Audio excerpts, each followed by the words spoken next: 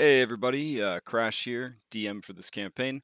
If you're watching this, just a heads up, we did not record these sessions or stream them. So episodes 1 through 23 are just summed up by me and the players of Bubbles, Claximus, and Analura as we sort of look back at the beginning of the campaign in those early episodes and try our best to remember what happened and provide some kind of context for what happened in the earlier days of the campaign.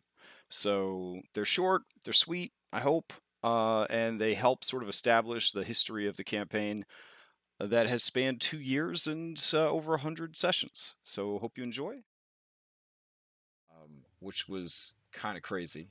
Um, Squall wakes up the next day while the ship is wrecked and you guys are doing repairs on it, and finds that Sandara and Jack Scrimshaw, a favored NPC, that Squall had banged both of them the night before, had gone missing, and thus began the Bonewrack Island arc of the campaign. So, any comments on sessions 7 and 8? So, which is the battle against the man's promise, and then the promotion of Captain Mr. Plug. So that was the Blue Bumbler, session 7. That was a huge morale boost for not only the players but a lot of the enslaved NPCs. Like Crash was saying, he was keeping track of all of our favor. That definitely helped, because before we were just a bunch of fucking idiots trying to overthrow a crew. Then we had somebody who was powerful enough to kill off an entire enemy crew by themselves, right? Was all those definitely flaunted that for a little while, if I remember correctly. Mm-hmm. And yeah, he was using that to try to get Fitz Chumlet to kind of stand down a little bit. Which Phipps was, fucking idiot. So Phipps always refuses to back down, even in a situation where he totally shouldn't.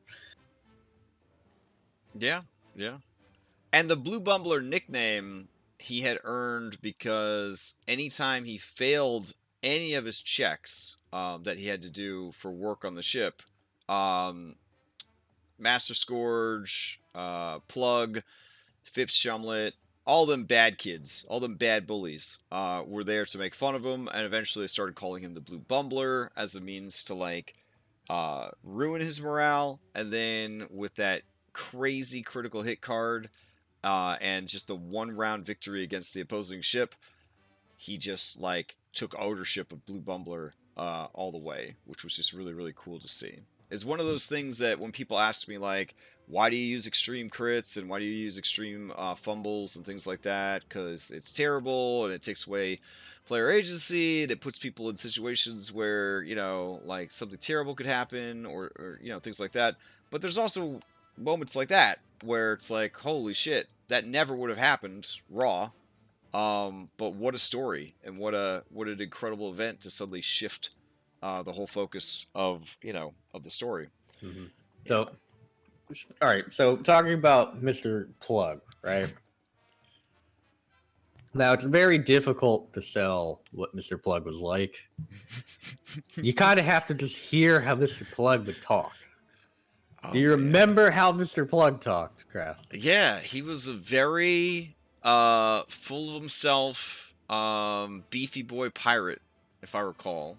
And he would always refer to himself in the third person and always say his name in the third person like he was announcing the fucking Prince of Persia had shown up. He would be like, gosh, it was years ago. He would say, let's see. And that's why you need to listen to Captain Mr. Plug. And he would always, he would always really just slam home his name third person instead of just doing third person. It was always like, this is how important Captain Mr. Plug is. Yeah. And he would carry around his anchor axe. He hated Mr. Pluggers, if I remember right. Yeah, I mean, he kind of figured out that you named the shark puppy after him. So, Yep. yeah. It was a term of endearment. That's what you kept yelling when And- he would beat you. I do remember that he and Zalnos got in an argument once, and Zalnos was just dancing circles around this dude, intellectually and socially in the exchange, and it was just making him more and more and more upset because he's just a giant great white man. You know what I'm saying? Like a giant great white shark man, and he's like doesn't have time for that bullshit. And I was just like watching and just shaking my head like this Zaldos is good. He's gonna get himself killed. He's gonna get himself killed at this point. Because he would like never be able to let it go. It was like Captain America in the alleyway getting punched and standing up Yeah. and punched and standing up. Yeah. He also, his weapon of choice was an anchor axe, if I remember properly. Yeah. Mr. weapon. Plug had his anchor axe, which we'll talk about in a little bit. Yeah. So then we made it to the island, Bonewrack Island. Had to rescue Sandara Quinn, and according to the adventure, any one other NPC that they like was the adventure. They banked on the fact that Sandara Quinn was hot enough that you guys would try to save her, and then whatever other NPC you liked. Rosie Cuswell was on the list, but I didn't want to kidnap two ladies when there was a perfectly fine gentleman to kidnap. So they got kidnapped. You guys wanted to go find them. Mr. Plug was like, no, we're going to fix the ship and we're going to leave. This island's cursed. We're not going to go after them. You crazy. And you guys were like, no, we're going to find them. And then he was like, I believe he said you had 3 days tops. And then he was going to leave. Or, the repairs were going to be done in 3 days and we're going to leave without you. So, according to Analura's journal, after some investigation, we concluded that the two were taken by Grindylows, or as I know them, shit babies. We decided to launch an expedition team to go rescue Sandara and Jack because they are important to our crew. Bubbles was instructed by Plug to kill Zalnos when he saw the chance. I forgot that spicy bit. Upon arriving on the island, Bubbles was attacked by coconut crabs. This was per the adventure. I had to convert coconut crabs over from Pathfinder. Giant frogs and a lot of freaking flies. I also had to convert bot flies over from Pathfinder. We discovered that the island was infected by undead creatures and the disease was starting to affect some of our own crew members as well. This was even more important that you save Sandara because Sandara had lesser restoration, and at that point in the campaign, I don't think anyone else did. So yeah, so if you didn't want to save her just because she was a cutie, now you had to save her because you didn't want to get turned into a zombie. I think Bubbles was infected, wasn't he? I think Bubbles and Zalnos were both infected, yeah. I remember thinking to myself, well, I don't think I'm going to get a chance to kill Zalnos, but maybe this horrible disease will do it for me. Now, this was fun because it was a small sandbox. And you basically could go anywhere you wanted on the island, and there were different areas to explore and different things to do. Being a Pathfinder adventure, there were actually places that you could go that were completely pointless, which I always kind of appreciate. Nowadays, it feels like all adventures are very streamlined. Like, you go somewhere, and there was a reason that you went there. But there were a lot of dead ends on this island as you were sort of exploring and trying to find your people. So it was kind of cool. It added a nice exploration element. So, let's see. We made our way north, found a small abandoned village where we stayed for the night. And then in session 10, made our way back south, decided to climb the mountain. We found a small cabin with a hanging corpse inside. As we were about to explore the cabin, we heard a yelp, and Squall was dragged into the trees by 2 vine chokers who decided to start beating the shit out of him. I really thought he was dead there. Was pretty damn close to dead. I think he had 2 death saves and was about to get coup de grace by him because they're chokers. They choke you out. In a miraculous event, we managed to fight off the vine chokers and save our friend. After exploring the cabin, we discovered it was home to Aaron Ivy, the last remaining survivor of the Infernal. He had lived on the island for a long time, growing his own cornfield while his entire crew fell to the undead plague. He eventually got careless after finding his lady love and becoming infected himself. He hung himself in an attempt to end his life before becoming a ghoul. He failed, and that's when the corpse that was hanging from the rope animated and tried to attack you guys.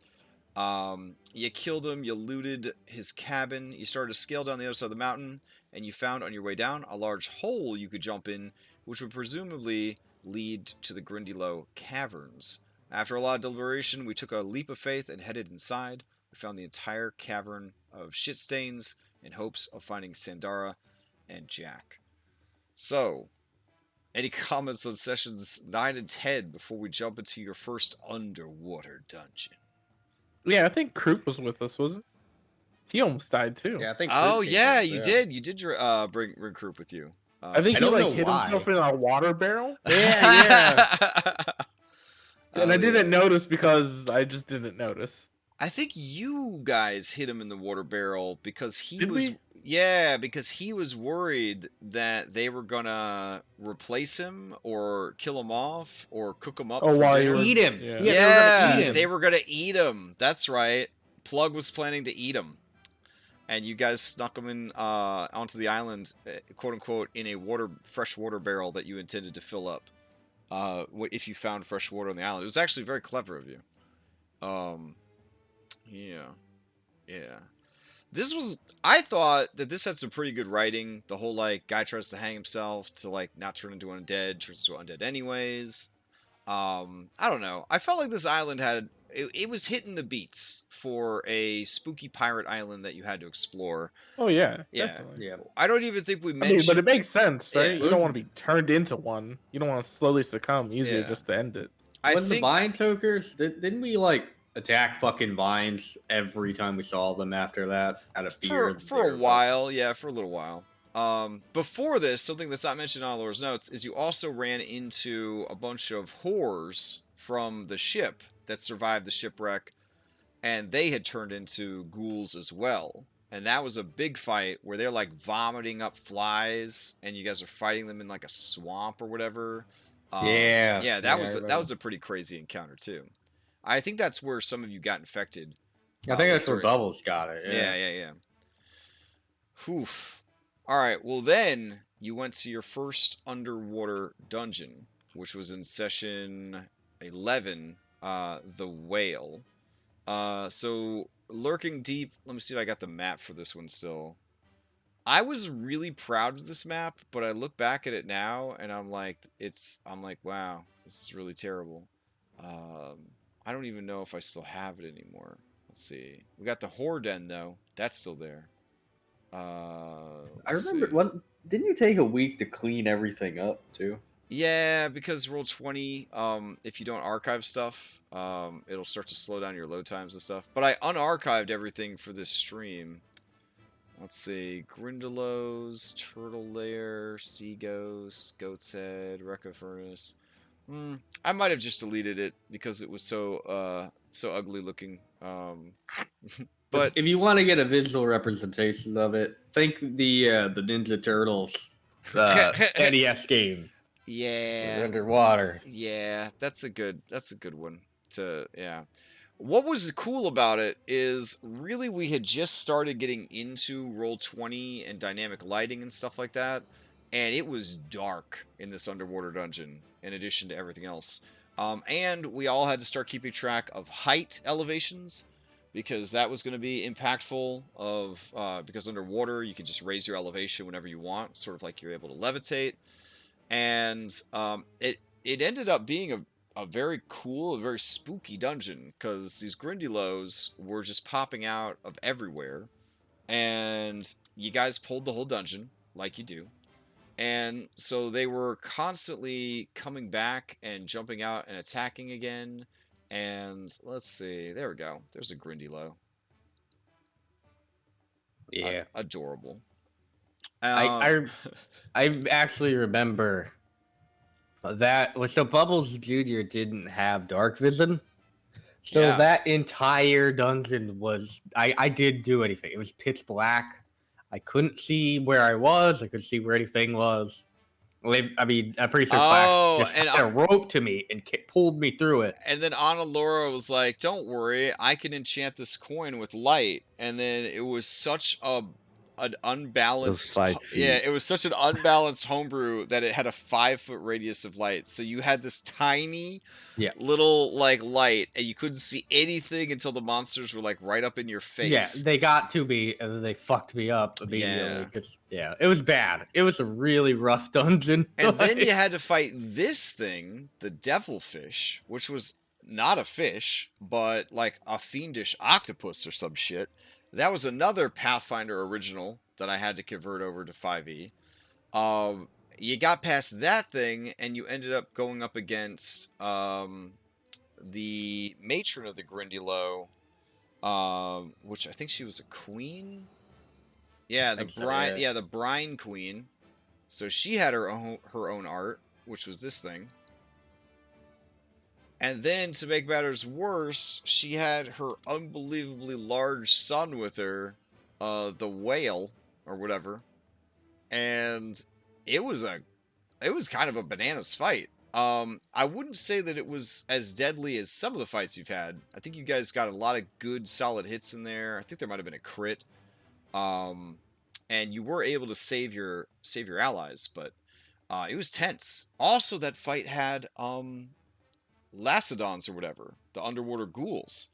So like, there was, fuck those. that was after fighting your way through like, I don't know, 20 Grindylow. So it was grueling. All the while having to deal with underwater and lighting conditions and everything. That is where you got, I think, some of your first magical items. Was off of that fight. I think the queen did escape, but the son did not. The whale, and then you guys exited and you headed back to the ship, and that leads us to session 12, Mutiny. Captain Mr. Plug must die. All right, so session 12, Mutiny, Captain Mr. Plug must die. From Analura's journal. In an epic final confrontation, we came out on top. We killed all the enemy officers, and the remaining members, Owlbear, Shivaka, and Phipps Shumlet, decided to join our side. We were high and mighty about our victory, but our day wasn't over yet. Zalnos, with his first command as captain, allowed everyone to do whatever they wanted. And that was a mistake. Our harpies killed Gifford Tibbs forever. We never saw Gifford Tibbs again. They carried him away, didn't they? During intercourse, and Bubbles actually killed Patches, what the fuck. In order to quell the insanity, we had to kill the harpies, and we lost even more crew members as a result. This was an absolute shit show, but hey, things will get better for us, right? So, so this session was wild. Does anybody want to elaborate on it? I'll try to find the map, but I don't know if I still have it. Okay, This was so like- yeah, I'm sorry. You go on, Otto. Oh, I was just gonna say this was like the culmination of the first 12 sessions into like the climax. So everything was building up to this moment. Yeah, Yeah. this was the big. I think this was actually the end of book 1. Yes, This yeah. is the end of book 1. So we took down Mr. Pluggers or Mr. Pluggers. Oh no, Mr. Plug. Captain Mr. Plug. Get it right, Captain. Yeah, Mr. Captain Mr. Plug. Yeah. Yeah, okay. He's rolling over and it's fucking great. Plug. So he came to the island because we were coming back from the whale and all that crap. He met us before we got to the boat and was like, "I am going to kill all of you because I is Captain Mr. Plug."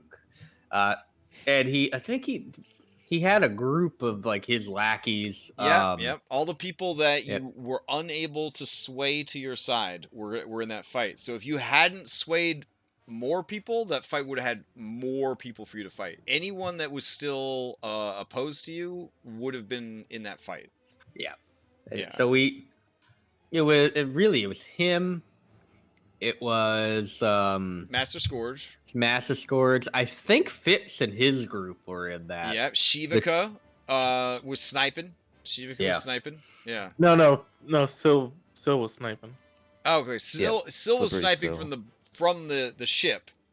So you had to deal with that. She had a musketoon or whatever. Shivaka was there prowling around, I think. Well, I trying think to get- Shivaka realized like pretty quickly that we were winning. Oh, and yeah, I think yeah, she yeah, yeah. stopped. But essentially, like we were able to kill Plug and Scourge pretty quickly, which kind of demoralized a lot of them.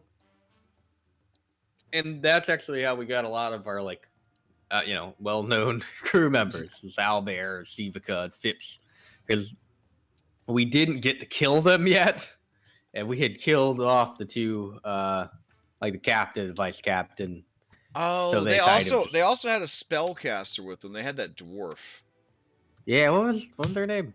Oh man. Because they were one of the officers, right? Like they were the ship wizard or some shit. Well, they were a wizard, but they weren't the ship wizard on the previous ship. But they were the No, ship but wizard they this were the time. new Yeah, ship yeah, wizard for the Yep.